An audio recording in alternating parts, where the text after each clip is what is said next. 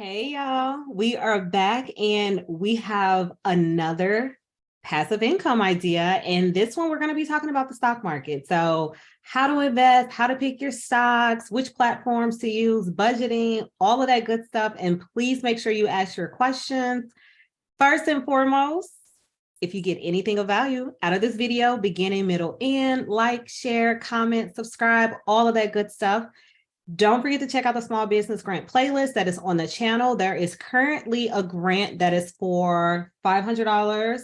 There is going to be one posted tomorrow for $3,200 or $3,250. And it's literally, and I'm not even exaggerating, 30 seconds is the application process. So definitely look out for that one. And if you want to support the channel and get access to grants before I post them here, and I post way more grants inside of the Patreon as well, I'm going to put that link in the description as well as in the chat. But to make sure that we have enough time for questions, we are going to get the conversation started. So first, Ms. Teresa, I want to say thank you for taking time to talk to us about stocks. I know a little bit, I know enough to get in trouble, but I don't know enough to quit my day job. So I want to first, if you could just tell us, about your company, how you got started, and then we'll get into, some more detailed questions. And then I'm going to put the information in the chat while you let the folks know that information. Thank you so much for having me here today, Ebony. I think this is awesome what you're doing out there, sharing information and encouraging generational wealth. I actually started investing in 2002, if you can believe that. It feels like forever ago. But when I graduated college, I just happened to fall upon the book, The Automatic Millionaire. And to this day, when I go out to restaurants, I tend to drink water unless I'm having, something else. But typically I'll get water instead of Cokes as a way to kind of save money. But I had read this book, and it talked about automatic investing. And I went to work and I was just telling everybody about how I wanted to do this, but didn't know how. And a friend of mine, her husband was a financial advisor. And so he helped me get started with his, a company that he worked for. They basically put all my money in mutual funds and I didn't have to do anything. I felt super special because I was, 22 years old and I had a financial advisor and I was investing. About 7 years later, I didn't feel like my money was really doing much, but I didn't know what it was supposed to do in there. They kept telling me it was going to compound and eventually you'd see something happen. And I ended up taking the Dave Ramsey course just to get rid of all my debt completely. And I still to this day prefer to pay cash for things. Wow. But of course, he recommended a different person for investing. And so I thought, okay, well, let me try this and see, because I hadn't talked to the other person in years. And he recommended mutual funds, the same types of things. But I thought, well, maybe it's going to be magic, it's something different. Fast forward to 2020, this is a good solid 10 years later. And the economy is going down. And I just happen to be looking at my accounts and I'm just like, I just don't understand why these don't go up very much. And so I just started Googling and watching YouTube videos.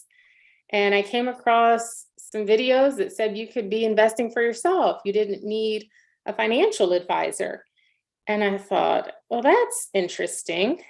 I happened to go to dinner one night with some friends and they were talking about, what stocks they were going to buy because the economy was going down. I'm like, what do you mean stocks? Yeah. Like I have a financial advisor, I'm super special. And y'all are talking about buying stocks. The money. They got the money.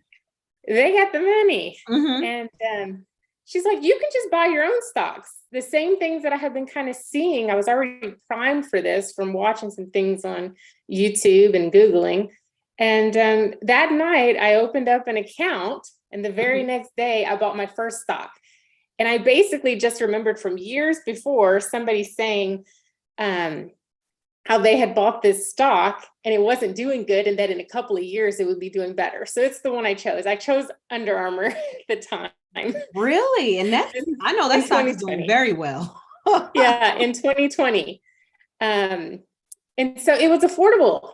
I think it was maybe like $12 back then, maybe $15 or so, give or take. Yeah.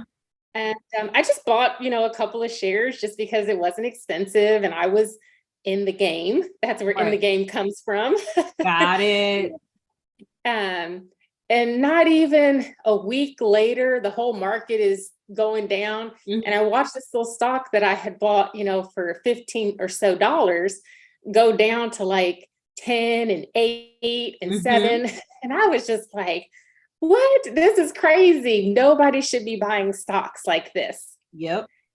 But that's not true. Anybody can buy stocks and take control of their money when they educate themselves. And so what that experience taught me, and that's why I think some people who started investing in 2020 when the market started going up, I think they're at a disadvantage because they didn't know what the pain is like of losing money. They just assume it always goes up and then they don't educate themselves. But I learned very quickly that you don't just buy a stock because it's $10.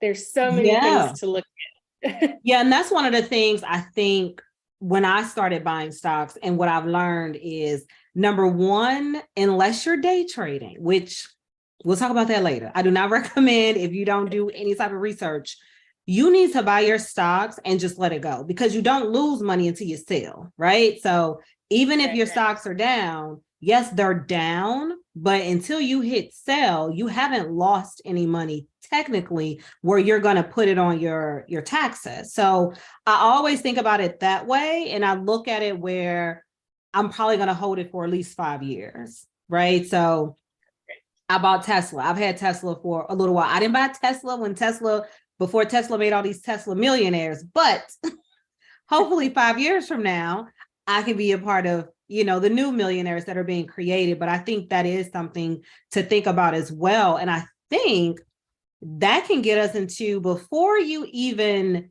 think about purchasing a stock, what are your top 3, 5 platforms that you recommend? Of course, I'll say for myself, I use TD Ameritrade, but I know there is I always forget this one. Is it Robin Hood? Okay. Robin See, Hood. the only reason I paused is because I started seeing it where they were saying it's Robin the Hood. So I'm like, wait, is it really Robin Hood? So, okay, Robin Hood, and I've heard of Webull, but I typically look at, like the TD Ameritrades, the Charles Schwab's versus the other platforms. But what would you say for beginners would be the best platform? Because I know you can do it on Cash App too, which I don't know about that one, but I know you can buy stocks on Cash App too. I actually don't know about buying stocks on Cash App, but I'm with you. And maybe it's, being a little old school, but TD Ameritrade and Charles Schwab are two of my favorites. Fidelity and Vanguard are also larger companies. Sometimes when you get into the smaller companies like E-Trade, Robinhood, Webull, you may or may not have access to some stocks or some mutual funds. Sure. So you're just going to get a bigger variety with the bigger banks. Of course, they have more access. I also like them because their platforms are easy to use. The app, you literally can sit there and see everything that you want about a company on the app and not have to really search hard for it. It's very intuitive, where other companies, it can be kind of hard and kind of looks chunky. So those are definitely my favorites. But I will say, as a beginner, if you are not investing, check out what they have at work. Yes. Make sure that you aren't entitled to a company match for a 401k, a 403b, or thrift savings plan, because that's still investing. Yes. And definitely. You still get to pick, where you want your money to go into, whether it's a fund by year or a specific mutual fund. But that's matched money. So you're already making, a good 3 to 5% without having to do anything. So that's where I always tell beginners to start, and then pay attention to what it's doing. Read the reports that they send you quarterly and start getting used to what does it look like when you're looking at your money grow or the value going down. Next, I recommend anybody who has the job to have an IRA, that is an individual retirement account.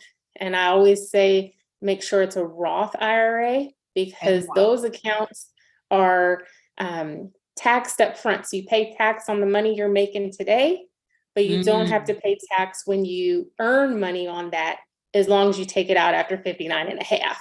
Right. But you have to be employed to start an IRA, but those are the best accounts really to have. It's all about making your money work for you. Investing is not a get rich scheme, which takes us to the day trading. Because it is really not, everything's going to the moon. Been there for a while. Everything is going to the moon. If you get into a lot of these different groups, I'm pretty sure some of you all have heard of AMC and what was the other one? GameStop, that whole era, which that I don't see that coming around too. Oh, they were doing BlackBerry too. It was just like these groups that were just literally like pump and dumps of stock. So you have to pay attention to that. But then circling back to using your employer, because I highly recommend talking to whoever the representative is, because with an employer, because my employer offers 401k, and before we got somebody else, I was responsible for that process. If you do not have conversations with the representatives, they're just going to put your stock wherever they've pre-selected everything to go. So yes, you'll be putting money in there, but they're not going to pay attention to anything, because the pre-selected is what's going to happen. And when 2020 happened and everything started, falling, that's when I looked at mine. I'm like, well, why am I losing so much money so quickly when, everybody else is making money? But they had moved their money around, but the representative never, reached out to say, hey, let's have this conversation. The climate has changed. I know this is the standard. So you still have to be proactive, even though your company is either they're going to match or there's going to be a contribution. So contribution can mean is 2% or 3% of your salary. A match will be, up to a certain dollar amount of whatever you put in. So think about that as well. But do not think that just because you're handing them the money, that then the money is going to work for you. You still have to be just as proactive as you would be if you were picking stocks or a Roth IRA or any of those things outside of your employer. No, absolutely. The same thing happened to me with my thrift savings plan, where it was putting the money into bonds. It was a G fund, which were basically government bonds. So it put it in the safest place, I've heard of other accounts where they don't actually invest it. They just put it into like a holding area, which would be probably considered like a money market account. Basically a savings account where you get a little bit of interest for it being there, but they don't actually invest it until you tell them where to go. So that's a great point. Now, what exactly is a money market account? It's a savings account. So I think when you put your money in TD Ameritrade, when you do the transfer from your bank account, I believe they're putting your money into a money market account. If you notice, it can sit there and you can have a balance, but it's not actually in any stocks. It's not. And so I believe that they're putting it into what's considered a money market account. But like back in the day, money market accounts were a little bit more popular. They had a little bit better interest rate than a savings account would. And so people would use them as a savings account, and it came with a checkbook. You could only cash like 6 checks a year or something like that. But for big purchases, it was a great way to save. Yeah, because I know you accrue interest through TD Ameritrade if you have money sitting there and you're not doing anything with it. And I've thought about that too. I'm like, well, why don't I just put more money there and get interest? And when I'm ready to buy more stocks, I could do that, versus if it's sitting in a regular savings account and it's probably 0.00001. interest that you're going to earn, which is not even a lot anyway. So I think that's something as well, like thinking about strategies of how to make your money actually work for you, as you were saying earlier. And that's probably, a way to do it. And let's then talk about mutual funds. So what exactly are mutual funds? How do they work? All that goodness. Mutual funds are a collection of stocks, Mm-hmm. but it's usually managed by a company. Vanguard has some mutual funds, Mm-hmm. and they have a team that works to analyze different stocks. And these group of individuals will put that all those stocks together that they have said this is a good portfolio. They'll put them all together into one mutual fund that people can buy. The benefit is that it's usually diversified. Mm-hmm. And so you're not buying just one company when you buy a mutual fund, you're buying lots of companies. The problem is they tend to have higher fees because somebody has to pay those analysts who are putting this mutual fund together and managing it, versus something like our index funds, which track the market as a whole. So mutual funds can be, because that was a lot. Okay. Okay. So first we have the mutual, because then now we got to talk about an index fund, but I want to go back to the mutual fund.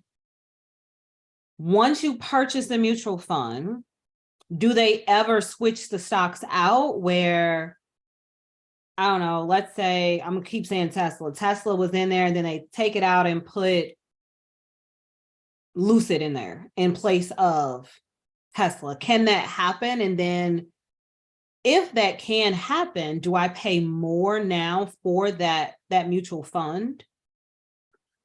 Well, the prices of the mutual funds, they're constantly going up and down as the underlying stocks, those prices are going up and down. So yes, depending on, what they are purchasing, yes, you in theory you're paying more for each quote share.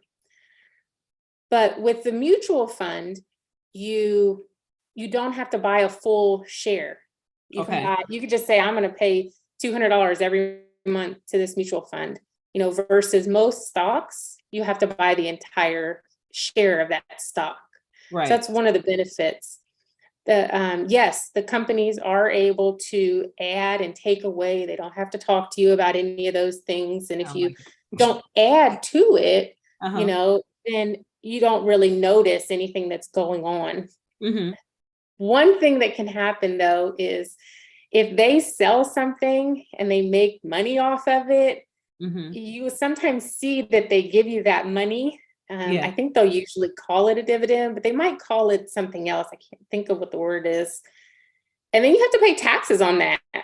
Like they've distributed money to you for certain things, because when they sell things, sometimes that's how it works. So if you have mutual funds, you'll sometimes get a little check and you're like, ooh, but it's not ooh. You got to make sure those things are reinvested. So, so essentially I can be in this mutual fund. They could decide to sell the stock tomorrow without my permission, because they don't need it.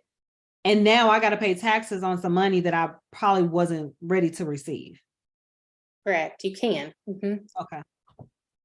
It's just one of those things to be aware of when you're not the one that's actively managing it, and making sure that you are checking boxes to reinvest any types of money or distributions. They call them distributions. That's what they call them.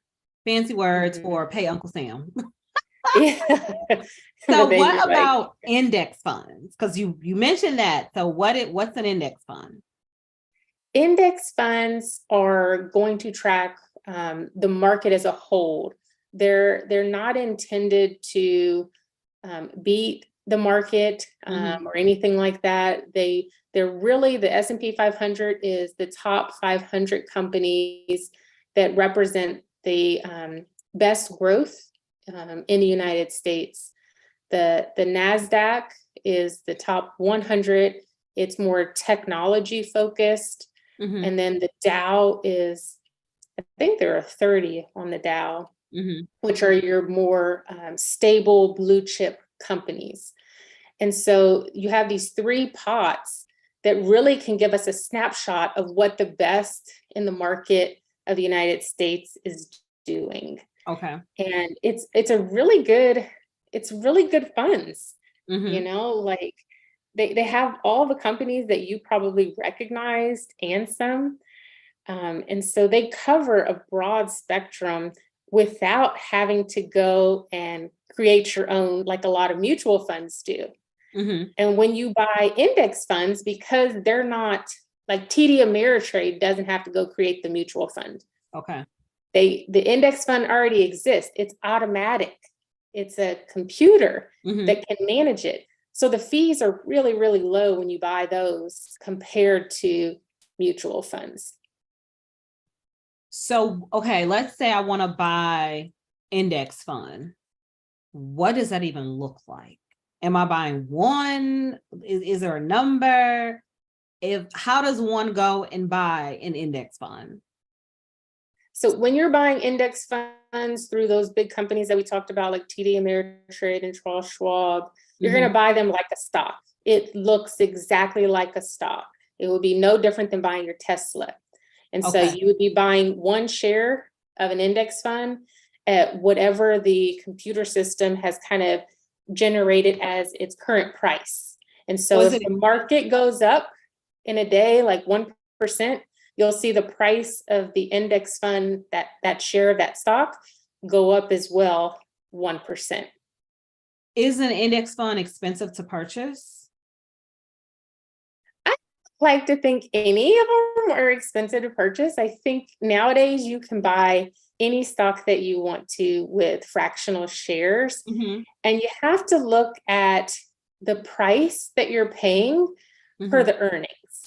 You know, when we're talking expensive, we're thinking that it has a high price to earnings.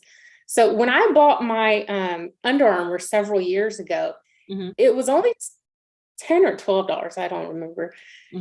You'd think it's not expensive. Right. But it was a really expensive stock because its price to earnings ratio was like 40, meaning that to buy it, the price of buying it for how much they were making in their earnings was very high. Got it. So they weren't making very much in their earnings. So let's say the price is $12 and then the earnings are like 50 cents. You know, so you divide 12 by 50 and whatever that comes out to be, it's going to be a big number, you know. So wait, do you want the number? You want to buy something when the price to earning ratio is cheap. Yeah, low. Low. Okay. So we got to do baby steps here. Like, I don't do all of that when I'm purchasing stocks. So we want that number to be low, which means it's a good deal. Yes. If you're wanting to buy something, if you're thinking in terms of cheap versus expensive.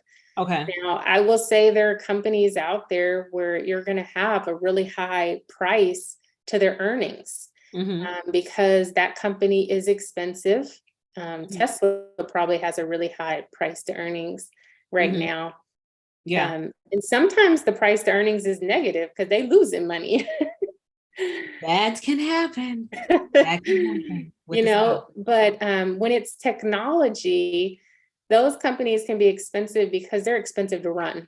It takes a lot of reinvesting back into the company in order to make any money. And so you won't see that price to earnings ratio change for a while, but once you start seeing it, then you know. Now, where do you see that? Where do you find that number? Or you have to do it yourself? Oh, yeah. When you go into any app and you click on the actual stock name, it should bring up a chart of the stock and it should bring up all of the most recent quarter numbers. It should tell you what their debt ratio is, how much their return on investment has been, how much they're reinvesting back in the company, what the dividend is. Okay. All those things are on there.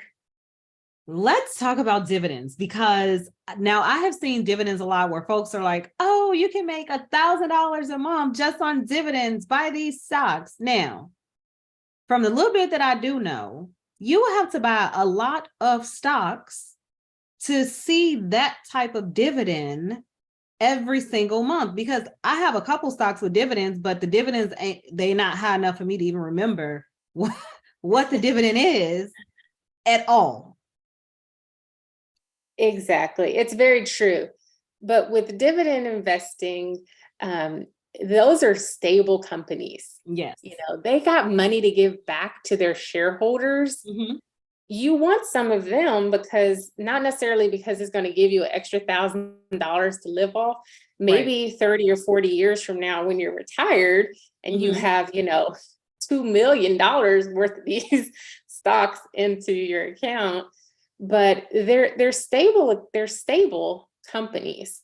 And so that those companies are going to be there, 5 years, 10 years, 20 years from now. And so it's kind of a sign of how well a company is doing if they can afford to pay a dividend. That's what I look at it more than it's going to make me a lot of money. But over time, reinvesting any amount back. So if you got $25 this quarter, $50 next quarter, 30 the next, over the course of a year, it's, $100. The next year, it's $125. The next year, it's $200, because it really starts compounding around year 7. And so it doesn't seem like much at first. Yes. But if you keep going, it will turn into something.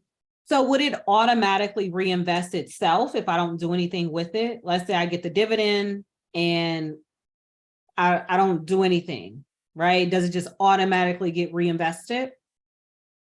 Every account I've ever opened, you have to check the box saying you want it reinvested. Okay. If you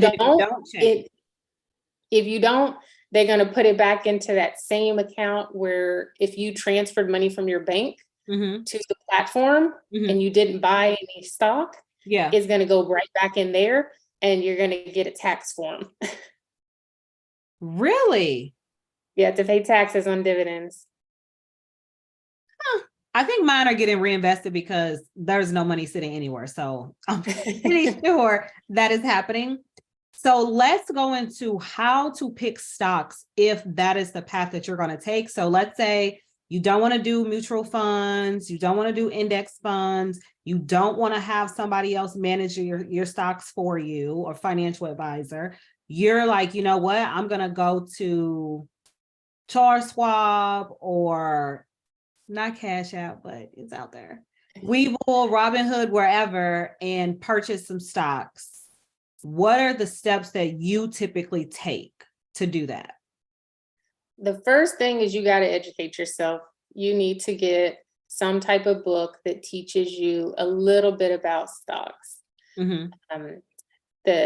The little book of investing, I really enjoyed that one, mainly because it teaches you how to buy index funds. And I know you said not to buy mutual funds, but some people don't know how to buy mutual funds without a financial advisor either. Right. No, if they don't want to do that, right? We're going to go and just pick individual stocks, knowing that those options are out there. But I think with, newer generations right now, they're not looking at mutual funds and index funds. They're trying to go to the moon. So they want to go to the moon. I understand. It's fun. Had I listened to the younger Teresa, I would be retired with millions, because I would have bought Amazon back in 1990. Wow. Or whenever it came out. I wasn't thinking about stocks in 1990 at all. I was just a big reader, and one of the first people who had a Kindle. I just love reading, and I just loved, the company. I think Etsy is another one that, had I been investing, I would have invested early, because I love Etsy. I think it's creative. The first thing you're going to need to do is you're going to need to get a book to kind of learn a little bit about investing, and start watching some YouTube videos, listening to podcasts, make a plan, and never invest money you can't afford to lose. I always like to say money that you cannot lose, because you can lose. I have lost money in the stock market, and I look at my portfolio. I got some good ones, but I picked a couple bad ones, which it's the nature of the game, right? But if it was money that was going to put me on a park bench for the night, please don't do that. Please don't. Yeah. Please You don't. only invest money that you can afford to lose. And you that have a sheet, right? Plan to keep in a company for at least 5 to 10 years. Yeah. Anything that, you're like, oh, I'm only going to keep it in this company for a year, unless you're investing like $50,000 in a company, it's just not worth it, to only keep it for a year. Right. So it went from $20 to $50 and you only had one share. Well, what's that going to do for you? Right. Right. No, I definitely get that. And then are you going to share the worksheet that you typically use? Because I think that would be helpful for folks to be able to see the thought process behind it. But definitely, yeah. So we can go down my little story of, I thought I was going to be a millionaire during COVID. And I started day trading. I was making really good money. And it was one stock. And we don't have to go into too many details, but it's this thing called a trailing stop loss. I forgot to put it on. And that's where I lost my money, on that one stock, because it popped like $40 extra per share. And then it just pulled back so fast. And I watched my money leave. So I'm still holding the stock only because it's a pharmaceutical stock. And I'm pretty sure it's going to pop again, but it's probably going to be in 5 years when they go through their study. So they're in like phase 2 of their research, and then they're going to announce the results in probably 4 or 5 years. So definitely. I'm probably right there with you with that company. It's just like, man, when I came back and I was just like, you're watching it, I felt like I was on Trading Places, like at the end of the movie where you have Eddie Murphy and they're all into the stock. I'm like, I don't know, I couldn't get out, but it's a story to tell, and it is what it is, because I still got Tesla and I've doubled my money. So that's the beautiful thing. Tesla is saving my portfolio right now. Yeah. So this is a free ebook that I have on my website. If you sign up for my email, you'll get the website. This. I'm going to type it in the chat. Okay. And I have a couple of checklists in here for you. No, I need you to, there it is, in the game investing. In the game investing.com. And so I have a couple of just checklists. You don't have to actually check them off, but if you're, like me, you like to check things off and write down some extra notes about the companies. I tend to recommend, as a new investor, you start with companies that you know and love, companies that you know are going to be there for the next 5 to 10 years. I like Under Armour. I was wearing Under Armour. I had heard somebody else talk about it. We were looking around the restaurant. I was like, oh yeah, they're going places, and that company has been up and down. But you really have to understand who this company is and what their product is. If you don't understand the product, you don't know if they're going to be here in 5 years. There are some gaming technology companies out there, and I'm like, I have no idea what they're doing. It sounds good. A lot of people are buying it, but I don't know if it's a legitimate company. And I'll be honest, I do own a couple of speculative stocks that I don't know if they're going to make it, particularly some of the space stocks. But I haven't space stocks, but I know that AI stocks, because AI is blowing up right now. Yeah, we know these things, are good ideas. They're good idea fairies. But you have to say, can I afford to lose this money? This company might go to zero. That is the first question. Can I lose this money? Yeah. And again, is this company somebody who's going to, do something innovative, something different? So, while Under Armour was doing clothes, they were also getting into the MyFitnessPal app and really trying to expand the brand. They got some new endorsements with like Steph Curry, I think. And so you want to look at, what the company is doing to grow, because if the company is not growing, your money is not going to grow. Okay. Now, when Then you want to look. where is a good place to research these companies? Right. So I just go to Yahoo. If you don't have an account already, you can go to Yahoo Finance and it's free. And I could take you there after we look at this. But the next thing that you want to think of. Well, but I'm thinking about not just, looking at the numbers, right? Like you said, they're getting into, like, they had endorsements. How are you finding that information to know that I'm thinking about buying Under Armour and somehow they have all these things coming down the pipeline? Or is it magazines? What, like, how do you get that information? I listen to podcasts, but Okay. on my main companies that I'm, watching and investing in, I'm also looking at their press releases to see Okay. what kind of things they got going on. But a lot of podcasts. And So what's the also, one that you listen I subscribe to several newsletters. I really like Market Watch. Okay. Really good newsletter. And I just read a lot. I've always liked reading. If you're going to invest in stocks, you got to like reading. Or listening to podcasts if you don't like reading. Or listening to podcasts. You got to get it from somewhere. And also there's some TV shows. I like to watch CNBC. I can watch CNBC and I can watch the stock charts go like this all day, like paint drying. I could just watch it all day long. And it doesn't bother me when it goes red. Not me. I'm like, Yeah. Okay, And so these are the main, fundamentals that you would want to look at, if you went to the Yahoo Finance website, or if you found the stock through your brokerage account. These are the main ones. So these are the active investors checklist. Like if you're actively picking stocks, this is what you want to do. And then make sure before you make a final decision, unless it's just a company you love. Like I said, I have some speculative stocks that would fail on all of these, but I like the companies. And then if you are looking to buy those index funds or mutual funds, these are the different kinds of things that you can look at as well with them. What is their expense ratio? Are they accurately tracking the market, or are they always over or under? Is the fund still diversified? And then do they give you a dividend yield? Are they giving you a little bit back? Which if it's an index fund or a mutual fund, it absolutely should be. Some company in there is giving money back. Okay. Yeah, so those are just some things that you can think about and share with others. I always appreciate it. And then what about for children?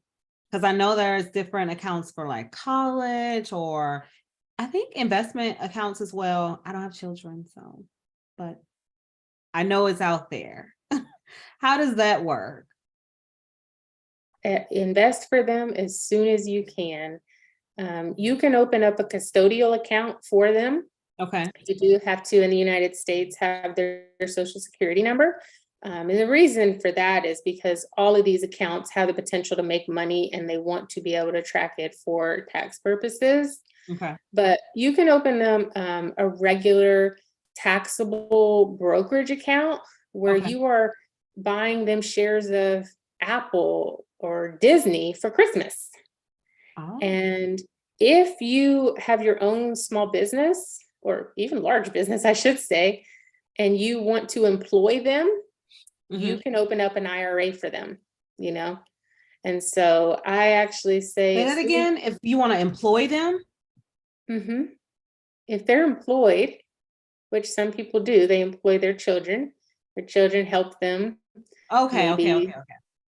Maybe they're, helping with, doing some videos.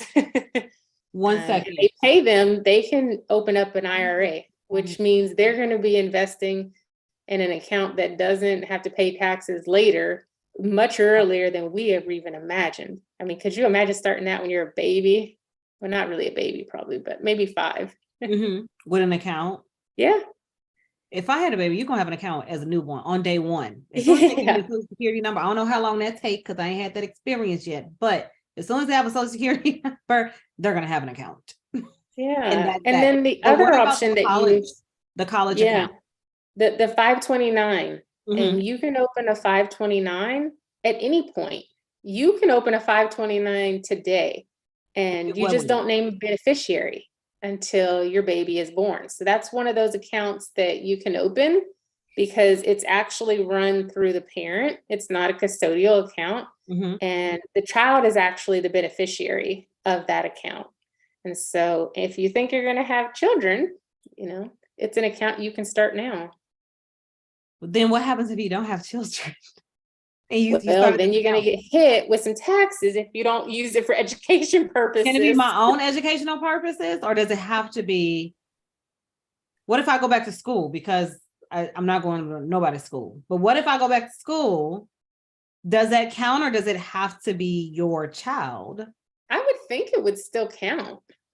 I've never heard anybody do that. That's an interesting question that Only I would have to because look into. I don't want to Uh, lose my money. yeah, but otherwise, yeah, you don't want to start them unless you're going to be using it for a child, which, nowadays, fewer and fewer are necessarily going to college. Yeah. And I'm hopeful that one day most of the public schools don't cost money, so Yeah. 529s can also be used for private schools though. So if you were going to send your child to a private school, you can use that money Even sooner. so, like if you're sending a 5-year-old to a private school, you can use it Mhm. at that time. Yeah, Huh. doesn't have to be a major university. And see, that's what I was thinking. Like you had to hold the money until that child was going to a university or college. Now, Yeah. I mean, that makes it easier to spend, right? In Yeah. order to use it for private schooling versus if I'm going to wait until the child goes off to college, because hopefully if I have a child, they'll be this budding entrepreneur and not have to work a 9 to 5. That's Or he's my going to get this vision. massive scholarship. I just said, I don't want, if my children don't have to work and they can just be entrepreneurs and work for themselves, that'd be a beautiful thing. 4-hour So work week. 4 hour, that I have that book. I don't know if you have it, but it's Yeah. literally the 4 hour work week. And it's an amazing concept for sure. I'm trying to think if Yeah. there's anything that I've missed. Well, I I guess. do want to mention one more thing with the kids. Okay. More than anything, what I say when it comes to kids is we got to be teaching them. Mm-hmm. This isn't intuitive that you turn 18, you open up a checking account, you start investing. But if we start having those conversations and we start showing them what stocks look like, what charts look like, how 1 month the value is this and the next quarter it's this, they're going to be talking a lot differently and Yes. have a different mindset than we ever did. I really, really like Greenlight. It's a company where you can open up like a little checking account for kids, Mm-hmm. and you can have them round up any of the money that they spend from it, and it can go into an investment account, and then you can send extra money there, like match them. You can do lots of different things, but it's really impressive the way these kids are ready to learn about money and how to make money, invest it, invest early, invest often, but talk to them as much as you can about saving money, the risk versus reward of doing something, whether you're going to buy something today or we're going to get you a stock for your birthday. You can only Stop. have one. You're gonna get stopped. Stop for Yeah. your birthday. But that's what I'm glad you mentioned charts, because I've watched so many videos, so many ebooks on, candlestick, reading the charts to figure out if there's all these different patterns. What is your thought on that? Because a lot of people trade, if you're doing day trading, or if you've had your stock for 4 or 5 years and you're ready to, cash out, a lot of people will follow the charts. I have seen instances where obviously like AMC could not be charted because it didn't make any sense how it was happening. But what are your thoughts on trading based off of the charts versus maybe other fundamentals? Yeah, I'm really a fundamental investor just because I'm a Mhm. long-term investor and not Mhm. a short-term or day trader. Mhm. But, I do look when I'm investing in companies at like 5 years, is the overall trend up? Mhm. And I will tell you that, when 2020 was coming, I was first learning how to do this. I would look every day, and if it was a dollar different, I would be like, oh, I'm just going to wait to buy that stock till it comes back down to this And particular then it don't go number, down. you know? And it just never does. And then when you think about how much that difference is, so even if I was going to buy 10 shares, it's Mhm. $1. That's $10 that I paid Wow. more if it drops $1 tomorrow. And Yes. so it really comes down to your mindset and your long-term goals. Mhm. I also think now that you're saying that is that, so what I've learned and I've continued to do is like, stagger when I'm purchasing versus doing like a bulk purchase, right? So for example, the beginning of January, Tesla was 124. The last I checked, which was a couple of days ago, was $200 or a little bit over $200. So just thinking about that, if you're like, you buy one or two, and then if you see it go up, you buy two more, and then if it goes down, but now even if you just bought the two, you've made $150 in less Exactly. than a month versus you're waiting thinking that it's going to go down further from that 124. In actuality, would it being at 200 or even if it's at 190, the likelihood of it dropping all the way back to that 124, which is probably the low, right? It's probably not going to happen. And if it does, it'll be another, 4 or 5 years from now versus Exactly. buying bit by bit when you see it. Because Yes. essentially, when you hear anybody saying stocks are on sale, Yes. Bye. buy, buy them. And when I first started hearing that concept of it's on sale, because folks would panic when their Yep. stocks drop. And I'm like, let me buy more, because you learn that if it drops, especially if it's, like Apple or Tesla or Amazon, Google, things like that, right? Versus AMC. Sorry, AMC. But those types of stocks that are going to be there for a while, yeah, when they drop, to me, that's on sale. Versus Exactly. a pump and dump stock, if it drops, I'm like, oh crap, am I ever going to get my money back? Is it ever going to go back up? So definitely, definitely. And I recommend getting into like different Facebook groups, because I'm in several of those as Mhm. well, in order to learn the information. Because what was helpful for myself, being in different groups, and in those groups, folks talk like everybody know what they're talking about. So for example, as I said earlier, figuring out, my trailing stop loss that I didn't put on one of my stocks. And in those groups, someone might say, oh, I think I'm going to do my trailing stop loss at, $10 less than. I don't know what a trailing stop loss is. Now I've learned a terminology. I take that to Google.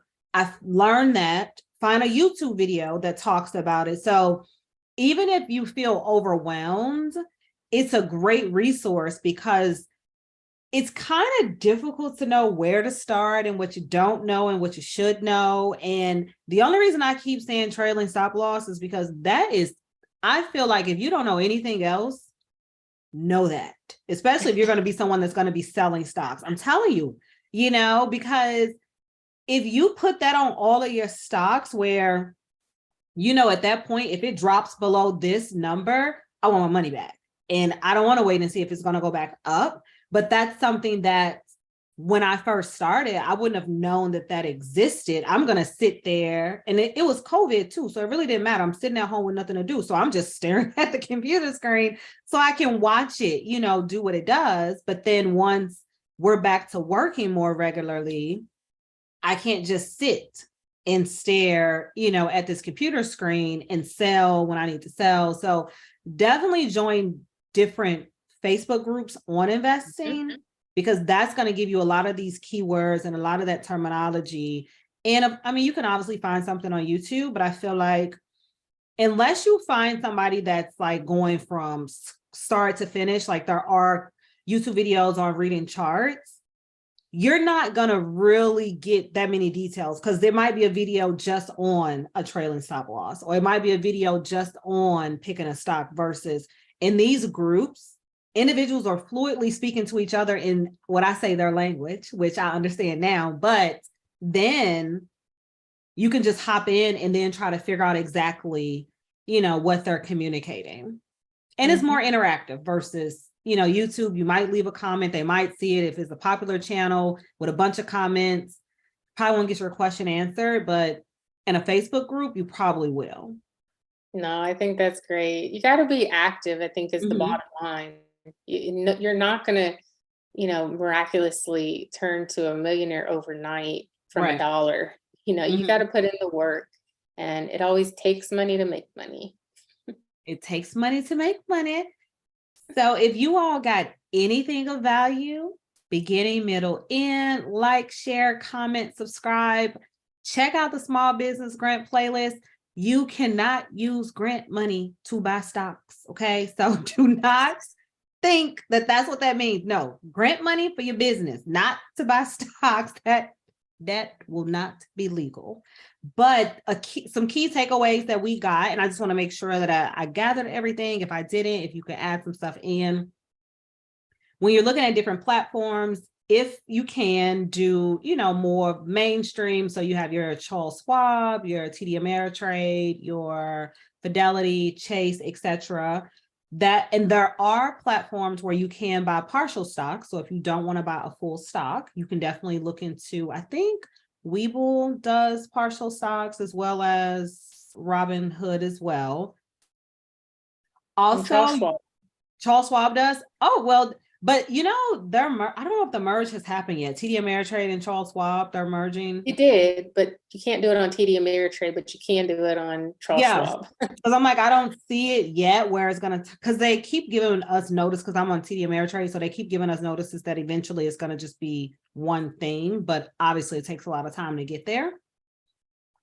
Also, when you're thinking about stocks, what is it that you look for? Can you say I was about to say debt to income ratio. I'm thinking about credits. Oh, that is not it. What are the key things that they should be looking for? Obviously, you said pick stocks that you already, that you like, or things that you already have in your home, stable stocks, but what other things should they look at as well? I look for a company that doesn't have a lot of debt. Okay. They have a good return on whatever investment they have made from debt. There's a good return on investment. I like companies that are cash flow positive. They're not losing money. And also, I really look to see, are they innovative? What are they doing to continue to grow? Because if it's not a company that's growing, they need to have a nice dividend for me. Otherwise, I don't want it, because it's like, you don't offer anything, And then with the dividends, you said, companies that are offering dividends are going to be stable companies because they're able to give their shareholders some money back. So that would be a good thing as well. And then I think that's the main points for us. Did I miss anything? I don't think so. I mean, I would like to throw in there, to be investing wherever you can. I like the Roundup apps that are out there. There are several banks that will round up your change and put it in a savings account. But check out things like Acorns, Ally, M1 Finance. Like, they're banks where they'll actually invest that money into the stock market for you, just your change. Every little dollar adds up. I just thought about something.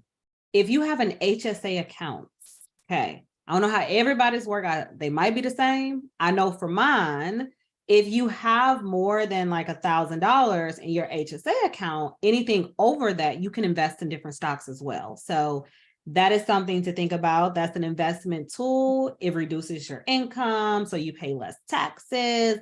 But again, you have to have the high deductible medical plan with your employer to then have access to the HSA account. And the only reason I choose the HSA account is I don't have to worry about use it or lose it with an FSA. And then obviously, the money just stays there forever. And you can use it. I know some people use it as like a retirement avenue as well. They'll just keep putting money in there, the maximum. And then once retirement hits, they can use it for certain medical expenses as well. But then the last thing that we talked about were children, the 529 account, college account was not, and that's the problem. I've been calling it a college account forever. So I've always thought it was just college, but you can use it for private schooling for your child as well. So that's something to think about. Or you can get a custodial account for your child where as soon as they get a social security number, you can start investing for them. And I would think that that would be probably the mutual funds and index funds versus day trading with your baby's account as the custodian. Like my child is a day trader and he or she doesn't even know it yet. Oh, that's funny. So yes, we will do that. But if anybody doesn't have any questions, I said if there aren't any questions, help us all. They don't have any questions, but I want to thank you for taking time to have this conversation with us. This was definitely helpful. I learned a couple of new things as well. So I'm going to go back to the drawing board and go back to my employer and ask a few more questions. And thank you all for watching and taking time out of your day to spend a little time with us virtually. And if there are questions that were not answered, please leave them in the comments and we will circle back to try to answer them. Do not forget to go to her website, In the Game, right? In the Game Investing. InTheGameInvesting.com, where you can get the free ebook that, walks you through some of the things that she thinks about before picking stocks. And then there'll be, tips and tricks and all of that on the Facebook page as well. But I'll put all of that in the description as well. So you all enjoy the rest of your evening and I will see you all next time. Take care. Bye.